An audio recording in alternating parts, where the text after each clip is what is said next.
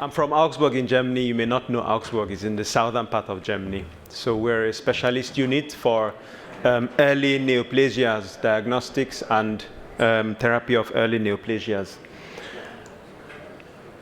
Oh, sorry.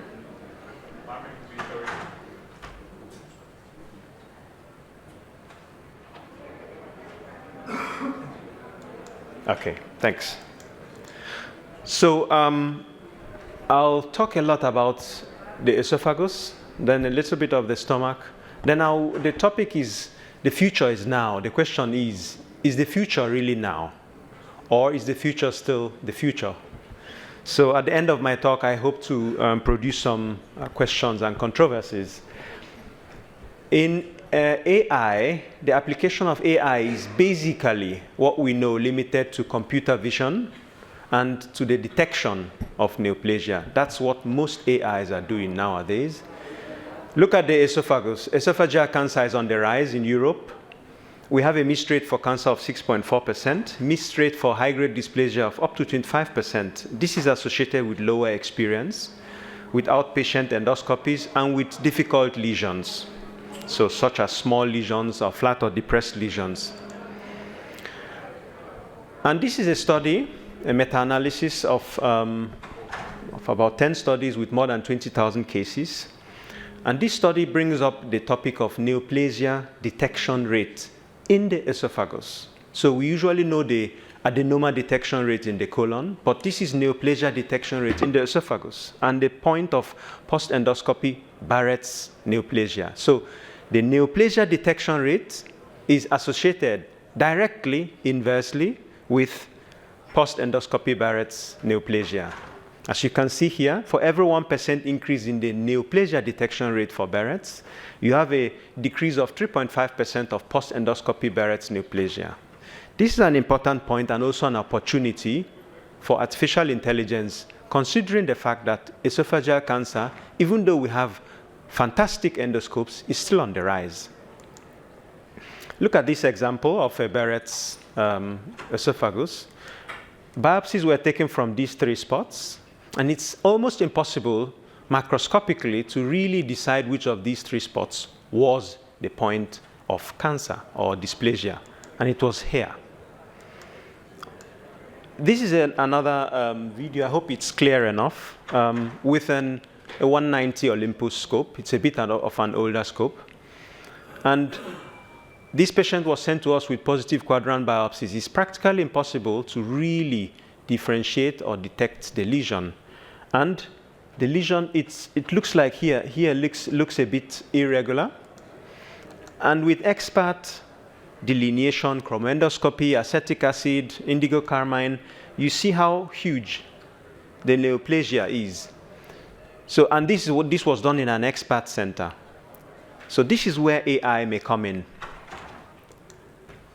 So how does AI come in? What data do we have? And this is an interesting study from UK, Pradeep Bandari's group.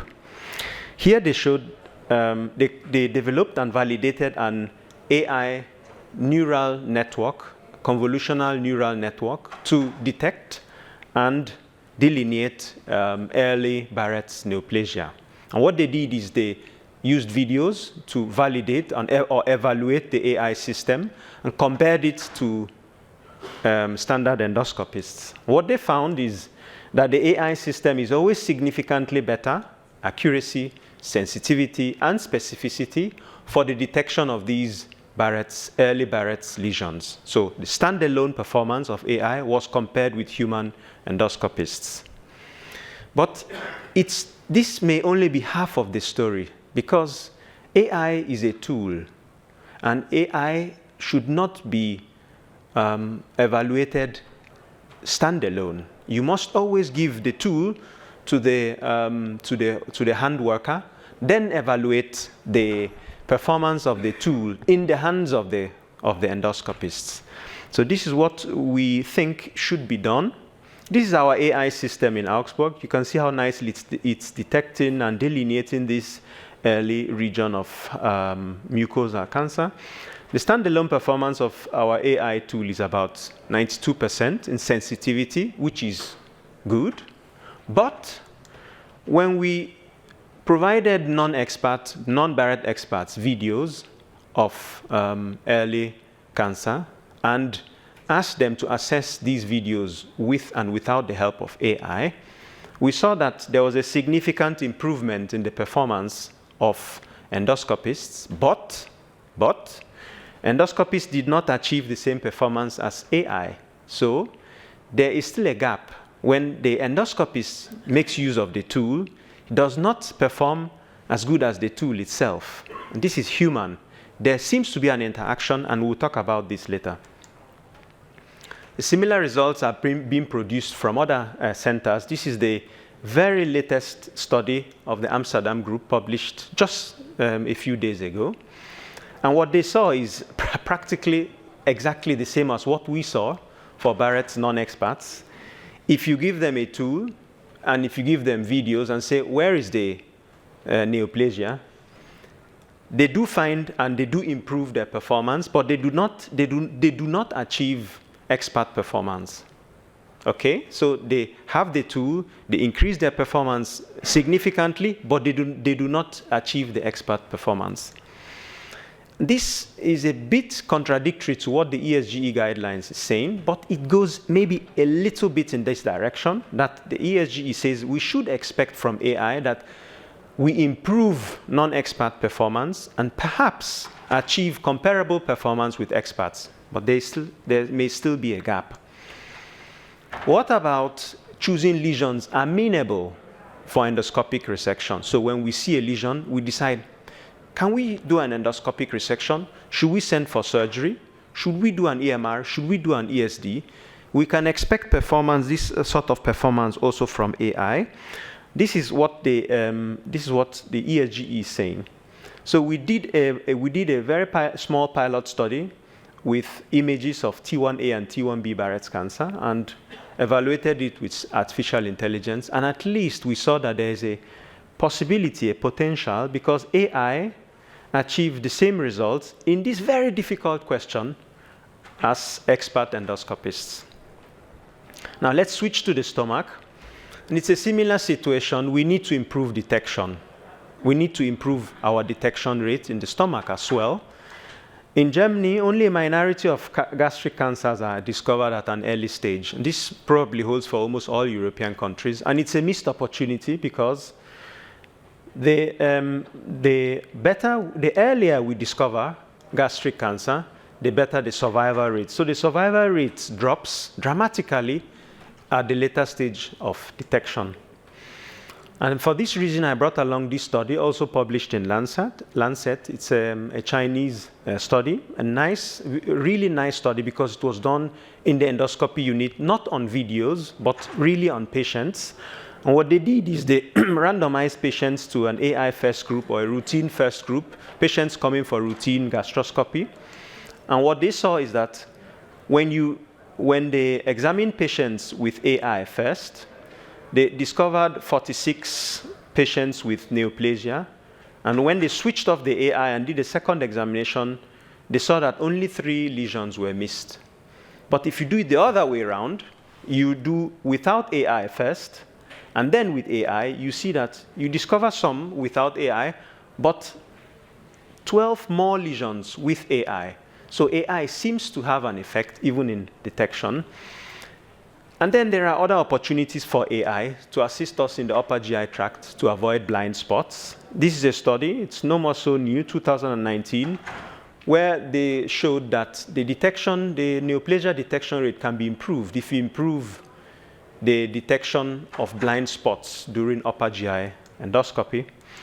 And these are two systems. This is a detection system for the stomach, a very small gastric cancer here, and another system that doesn't just show you the blind spots, but assists the endoscopists by providing photo documentation of the most important landmarks in the stomach. So at the end of the procedure, the endoscopist knows exactly where his blind spots were and has an automatic photo documentation of the whole procedure. So let's go on to another possibility for AI in the upper GI tract, and this is a work that we are doing in Augsburg also. What you see here is red, and red is always blood in endoscopy. You can see an arterial bleeding, massive arterial bleeding during a POEM procedure. And as you know, when you have this sort of bleeding in the POEM tunnel, it can be very, very difficult and tedious to manage it. So we thought about the idea of training an AI system to detect blood vessels deep inside the submucosal layer before you cut. And this is the result we published very initially in 2021. You can see the submucosal space, you can see the delineation, the muzzle layer is being shown here, red, don't touch it. Then the blood vessel, you haven't even detected it, but the AI system is already highlighting it here for you. So warning the endoscopists, please don't cut through this blood vessel here. So this could be an opportunity, and the initial video I showed you of the massive bleeding, I retrieved this video and showed it to the AI system, and I wanted to see whether the AI system would have seen the blood vessel in time, and yes, it did. You can see here already, here.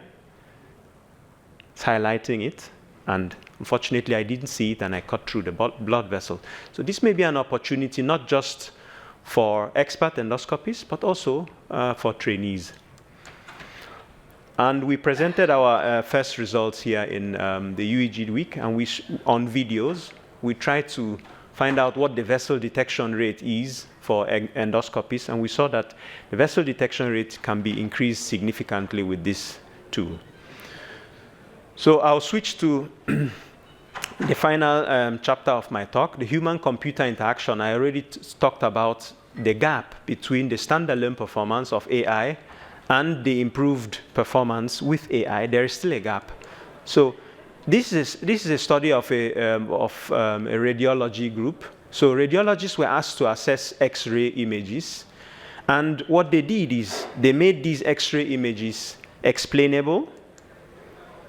And what they saw is that the more explainable the AI advice was, if the radiologist saw the image and got an AI advice saying, this is pneumonia because you can see the spots here, here, and there, then the radiologist accepted this advice. Second point is accuracy. If the radiologist had the feeling the AI advice is probably accurate or probably correct, then the human being accepts this advice more often. So this is a human-machine interaction taking place. And when we did our eosinophilic esophagitis AI study, we saw that if you include GradCam heat map overlays, then on the areas of interest, then endoscopists are more willing to accept the AI advice. I'll skip this because we're going to see a talk on lower GI tract AI also, but the point here is that correct advice is accepted more often by human beings than wrong advice. Even though we're not sure, we still have a tendency, and if the AI goes towards that tendency, then the human being accepts it. So it's a complex human-machine interaction taking place. But it's a two-way procedure. This is our system, again, from Augsburg, and showing here, the more unstable the image is, the more the AI system provides information back to the endoscopist saying, please quieten your image. You will see in a minute now, when the image becomes a bit restless, then the bars start shifting to the right. So human-machine interaction should probably be a two-way process. Finally, paucity of data. We have in the upper GI tract very little data. If you compare it to the colon, you have massive data. You have adenoma in every third or fourth colonoscopy, but you don't have that for Barrett's. There's very few data, and all research groups don't want to share their data. Everybody wants to keep his data for himself and work on his data. So we thought about, we're thinking about solving this problem, and one possibility would be a transfer learning approach. So what we did is we took our Barrett's AI system and are now training it on SCC images. So we're not starting from scratch. We're starting on a pre-trained network and building up on there to recognize squamous cell cancer in the esophagus, not just Barrett's. So, and you can see already in this pilot trial, it seems to be working well. Here not, but here it seems to be catching these images. Another possibility is called active learning, which means we don't train or annotate all data by the human beings, but only the data that the AI system is having difficulty with. Then we take that data and annotate. And we did that on the papilla, and we saw that on the ostium during ERCP. And we saw in this at least small cross-validation trial that it's possible to do this with a very fast learning curve for the endoscopist. So what are the opportunities that we have? We still have a plethora of possibilities for the AI system. But I want to show you that AI is not just computer vision. AI is also about automatic photo documentation and automatic reporting, like I've already showed you in a previous slide, but also natural language processing using large language models. This is a work which was presented at the UEG, where a specifically designed tool called GastroGPT was compared with other open source AI systems. These large language models can understand language and can produce language, just like ChatGPT. ChatGPT is a classical large language model. But GastroGPT was trained specifically for gastroenterologic questions, and 10 fictive examples were presented, and the AI system was asked to answer questions on these topics. And what was seen in this pilot study was that the AI GastroGPT performed better than all these 3 other models. So we're moving away from narrow AI. Narrow AI means only a specific task is being solved, to more general AI. It's not yet here, but this will be the future. AI systems that don't just find polyps, but can characterize. The same AI system can provide information on radiologic samples, CT samples, and so on. And also on omics, on graphs, on signals, using the entire patient's data to produce information and to produce support to the endoscopist. For example, an AI system converses with the endoscopist. The endoscopist says, the AI system says, be careful, you need to give the patient insulin. The physician says, but why? And the answer is to correct hyperkalemia. So this is an AI system thinking out of the box. Or another possibility, the endoscopist is performing an endoscopy and sees a bulge in the duodenum. Endoscopist asks the AI system, please explain the object appearing on the left on the screen. The AI system says, well, the object resembles an artery wall situated close proximity to the duodenum. Given size and location, it's more likely the aorta or an aortoduodenal fistula. So this AI system is tapping on information from CT scans, from MRI scans, from the patient's data charts, and so on and so forth, and providing an out-of-the-box answer, general medical AI, which is not here yet, but maybe the future. So in summary, AI is the future, but there's still some way ahead. Neoplasia detection and characterization can be improved with AI, definitely. But human-computer interactions will need to be addressed. There's more to AI than just computer vision. The real future will shift from narrow to general AI. So thank you for your attention, and